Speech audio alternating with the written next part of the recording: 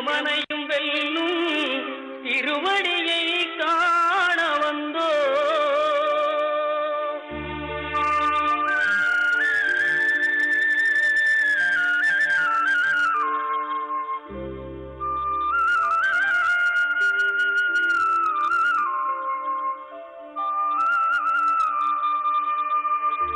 பள்ளிக்கட்டு சபரிமலைக்கு கல்லும் முள்ளும் காலுக்கு மெத்தை சுவாமியே ஐயப்போ சுவாமி சரணம் ஐயப்ப சரணம். பள்ளிக்கட்டு சபரிமலைக்கு கல்லும் முள்ளும் காலுக்கு மெத்தை சுவாமியே ஐயப்போ சுவாமி சரணம் ஐயப்ப சரணம். பள்ளிக்கட்டு சபரிமலைக்கு கல்லும் முள்ளும் காலுக்கு மெத்தை சுவாமியே ஐயப்போ ஐயப்போ சுவாமியே.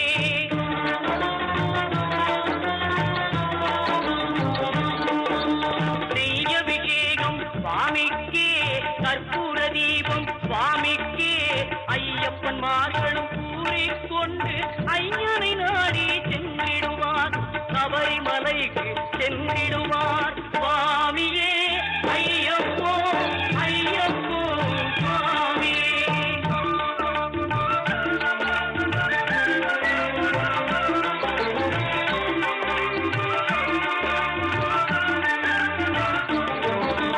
கார்த்திகை மாதம் மாலை அணிந்து நேர்த்தியாகவே விரதம் இருந்து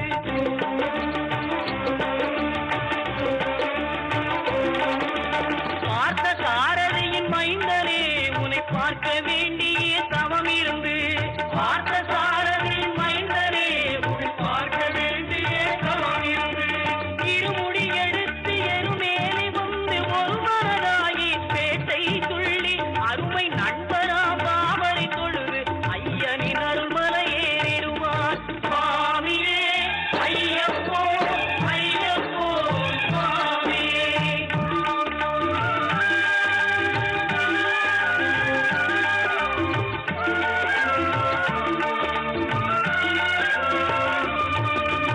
அழுகை ஏற்றும் ஏறும்போது ஹரிகரன் மகனை குதித்து செல்வார் வழிகாட்டிடவே வந்திடுவார் ஐயன் பன்புலி ஏறி வந்திடுவார். கரிமலை ஏற்றம் கடினம் கடினம் கருணை கடலும் துணை வருவார். கரிமலை இறக்கம் வந்தவுடனே திருநெறி பம்பையை கண்டிடுவார் சுவாமியே ஐயப்போ ஐயப்போ சுவாமியே.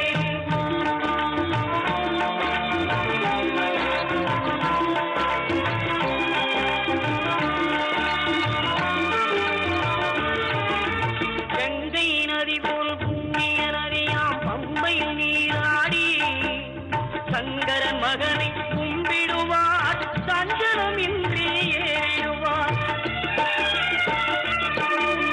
நீலிமலை ஏற்றம் சிவபாலனும் ஏற்றிடுவார். காலமெல்லாம் நமக்கே அருள்காவலராயிருப்பார். தேகபலம் தா பாதபலம் தா தேகபலம் தா பாதபலம் தா தேகபலம் தா என்றால் அவரும் தேகத்தை தந்திடுவார். பாதபலம் தா என்றால் அவரும் பாதத்தை தந்திடுவார். நல்ல பாதையை காட்டிடுவார் சுவாமியே ஐயப்போ ஐயப்போ சுவாமியே.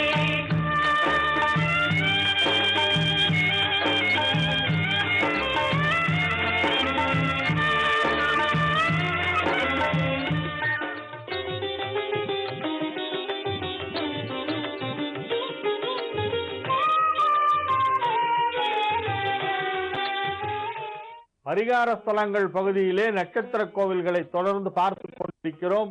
சித்திரை நட்சத்திரத்திற்கு உரிய வில்வ மரம் தலவிருட்சமாக இருக்கக்கூடிய கோவில்களின் வரிசையிலே திருவையாறை பற்றி நாம் பார்த்து கொண்டிருக்கிறோம். கடந்த 2 நாட்களாக அதை பற்றி ஓரளவு சொல்லியிருக்கிறேன். திருவையாறு பற்றிய 3வது பகுதி இன்றைய தினம் ஒளிபரப்பாகிறது. திருவையாறு என்பது தஞ்சையிலிருந்து 12 கிலோமீட்டர் தொலைவிலே உள்ள மிக புகழ்பெற்ற ஒரு ஊர். இத்தலத்திலே இருக்கும் அம்பாள் விஷ்ணு ஸ்வரூபிணியாக இருப்பதாக சொன்னேன். அத்தலத்திலே ஒரு வினோதமான பழக்கம் இருக்கிறது. லட்சுமி சன்னதியிலிருந்து லட்சுமி தேவி புறப்பட்டு தாயார் எழுந்தருளி அம்பாள் சன்னதி முன்னால் வந்து நிற்பார். ஒவ்வொரு வெள்ளிக்கிழமையும் மாலை நேரத்திலே அம்பாள் சன்னதியை லட்சுமி வலம் வரும் ஒரே தலம் இதுதான். ஏன்னா அம்பாளா இருக்கிறதே விஷ்ணு சுரூபிணியாக அம்பிகை இருப்பதால் லட்சுமி தேவி வந்து வலம் வருகிறார் வெள்ளிக்கிழமை. பெருமாளை பார்த்தா எப்படி இருக்குமோ அந்த மாதிரியே இருக்கும். அந்த அம்பாளை நீங்க இவ்வளவு தூரத்துக்கு வரைக்கும் பார்த்தீங்கன்னா பெருமாளை பார்க்குற மாதிரியே இருக்கும். அந்த சங்கு சக்கரம் அந்த கிரீடம்லாம் அப்படியே வெங்கடாஜலபதி மாதிரியே இருக்கும். சிவபெருமானுக்கு லிங்கத்தின் மீது அபிஷேகம் செய்ய மாட்டார்கள், ஆவுடைக்குத்தான் அபிஷேகம். அந்த லிங்க திருமேனி தீண்டா திருமேனியாக இருக்கிறது. தீண்டா திருமேனி என்றால் அதை தொட்டு அபிஷேகம் யாரும் செய்ய மாட்டார்கள்.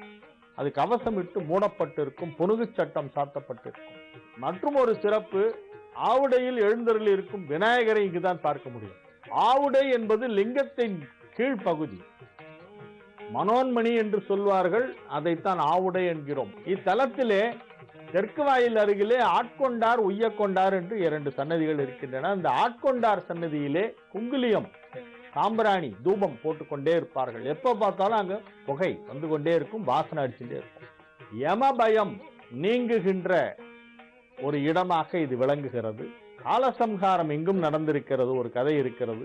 சூரிய தீர்த்தத்திலே நீராடி, அங்குதான் நந்திதேவர் தவம் இயற்றிய இடம். அங்கு வந்து நீராடி விட்டு அந்த ஆட்கொண்டார் சன்னதியிலே போய் அவரை பிரார்த்தனை செய்து கொண்டு பக்கத்திலே குங்குலியம் விற்பார்கள், சாம்பிராணி தூள் மாதிரி. அதை எடுத்து அங்கே ஒரு பெரிய கிணறு மாதிரி ஒரு பெரிய பள்ளம் இருக்கும், அது உள்ள தணல் எரிஞ்சுக்கிட்டே இருக்கும் எப்போதும். தக தக தகன்னு கிட்ட போனாலே ஹீட் அடிக்கும். அதுல அதை போட்டோம்னாக்க உடனே புகை வரும், குப்பனை வாசனை எல்லா இடத்துலையும் பரவும். இது வந்து ஒரு சற்று வித்தியாசமான ஒரு வழிபாடு, மற்ற எங்கேயுமே அந்த மாதிரி கிடையாது. சாம்பிராணி போடுறதுக்குன்னு ஒரு கிணறு மாதிரி தோண்டி வச்சிருக்காங்க, அவ்வளவு பெருசு. நிறைய பேர் போடுவாங்க, ஒரு நாளைக்கு குறைஞ்சது ஒரு 5000 பேராவது அதில் கூட சாம்பிராணி கொஞ்சம் போட்டு போவாங்க. அது புகைந்து கொண்டே இருக்கும். அந்த தெற்கு வாசல் கிட்ட போனாலே அதுக்கு எதிர்தான் திருமஞ்சன வீதி. அந்த திருமஞ்சன வீதியில் தான் தியாக பிரம்மம் வாழ்ந்தார். தியாகராஜ சுவாமிகளுடைய இல்லம் அங்கதான் இருக்கு. அதை தாண்டி போன உடனே கல்யாண சிந்து படித்துறை, அங்குதான் புஷ்ய மண்டபம். புஷ்ய மண்டபம் என்றால் பூச நட்சத்திர மண்டபம் என்று பொருள். அதை இப்ப சில பேர் புஷ்ப மண்டபம் எல்லாம் சொல்லிட்டு இருக்காங்க. புஷ்பம் இல்ல, அது புஷ்யம். புஷ்யம் என்பது பூச நட்சத்திரத்தின் வடமொழி பெயர். அந்த புஷ்ய மண்டபத்தை கட்டியவர் கோவிந்த தீட்சிதர். அவர்தான் வீணையை கண்டுபிடிச்சார். ரகுநாத வீணை என்று இப்பொழுது சொல்லப்படுகின்ற, இப்ப நம்ம பார்க்கிறோமே வீணைன்னு சவுத் இந்தியால வாசிக்கிறோமே, இந்த வீணையை வடிவமைத்தவர் கோவிந்த தீட்சிதர். அவரை ஐயன் என்று சொல்வார்கள். அவர் பெயரில் தான் ஐயம்பேட்டை, ஐயங்குளம் ஆகிய ஊர்களெல்லாம் இருக்கின்றன. அவர் இந்த ரகுநாத தொண்டைமான் ஆட்சி காலத்திலே அமைச்சராக இருந்து, அதற்கு பிறகு 2 மன்னர்களின் ஆட்சி காலத்திலே சோழ நாட்டின் முதலமைச்சராக இருந்திருக்கிறார் அந்த கோவிந்த தீட்சிதர். அவர் அனைத்து கலைகளிலும் வல்லவர், இசை நுணுக்கம் தெரிந்தவர். பல இசை நூல்களை எல்லாம் எழுதியிருக்கிறார், இசை ஆராய்ச்சிகள் எல்லாம் செய்திருக்கிறார். அவர் வடிவமைத்துதான் தஞ்சாவூர் வீணை. அந்த கோவிந்த தீட்சிதர் கட்டிய படித்துறை தான் அது, திருவையாறில் இருக்கிறது. ஐயன்படித்துறை என்று பழைய காலத்திலே சொல்வார்கள். ஐயாறு என்று சொல்கிறோமே, திரு ஐயாறு, திரு பிளஸ் ஐ பிளஸ் ஆறு இஸ் ஈக்வல் டு திருவையாறு. இந்த திரு ஐயாறு 5 ஆறுகள் என்னவெல்லாம் என்று பார்த்தால், காவிரி, குடமுருட்டி, வெண்ணாறு, வெட்டாறு, வடவாறு, இந்த 5 ஆறுகளும் அங்கே சுழன்று ஓடுகின்றன அதை சுற்றிலும். ஆகவேதான் இதற்கு திரு ஐயாறு என்று பெயர் வந்தது. இத்தலத்திலே ஏழூர் திருவிழா என்று ஒன்று நடைபெறும். சப்தஸ்தான உற்சவம் என்று அதற்கு பெயர். அந்த சப்தஸ்தானங்கள் என்பவை அருகிலே உள்ள 7 சிவஸ்தலங்கள். நந்திகேஸ்வரருக்கு திருமணமான உடனே அத்தலங்களுக்கெல்லாம் சென்று ஒவ்வொரு தலத்து ஈசனிடமும் அவர் ஆசி பெற்றுக் கொண்டு மீண்டும் வருகிறார். திருவையாருக்கு அதுதான் சப்தஸ்தான உற்சவம் என்று சொல்லப்படுகிறது. அதை ஏழூர் திருவிழா என்று சொல்வார்கள். அந்த 7 ஊர்கள் என்னவெல்லாம் என்றால், நந்தியின் கல்யாண வைபவத்திற்கு பூ கொடுத்தது திருப்பூந்துருத்தி, பழம் கொடுத்தது திருப்பழனம், உணவு வழங்கியது திருச்சோற்றுத்துறை, நெய் வழங்கியது திருநெய்த்தானம், இப்பொழுது அது தில்லைஸ்தானம் என்று அழைக்கப்படுகிறது, திருநெய்த்தானம், அணிகலன்கள் வழங்கியது திருக்கண்டியூர், வேதியர்கள் வந்தது திருவேதிக்குடி ஆகிய ஒவ்வொரு ஊரும் ஒவ்வொன்றை அளித்து நந்திபிரானின் திருக்கல்யாணத்தை நடத்தின. அதை நினைவுபடுத்தும் விதத்திலே சித்திரை மாதத்திலே இந்த சப்தஸ்தான உற்சவம் என்பது அங்கே நடைபெறுகிறது. அந்த சப்தஸ்தான உற்சவத்திலே போய் கலந்து கொண்டால் திருமண தடை விலகும் என்பது ஐதீகம்.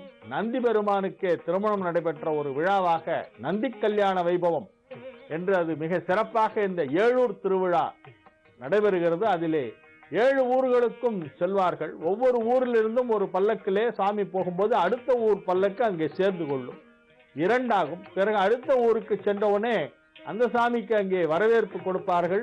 அந்த ஊர் சாமியும் சேர்ந்து கொள்வார், 3 பல்லக்காகும். அடுத்த ஊருக்கு சென்றவுடனே 4 பல்லக்காகும். இப்படி 7 பல்லக்குகளும் சேர்ந்து திருவையாருக்கு திரும்பி வரும். இது ஒரு அழகான ஒரு விழா.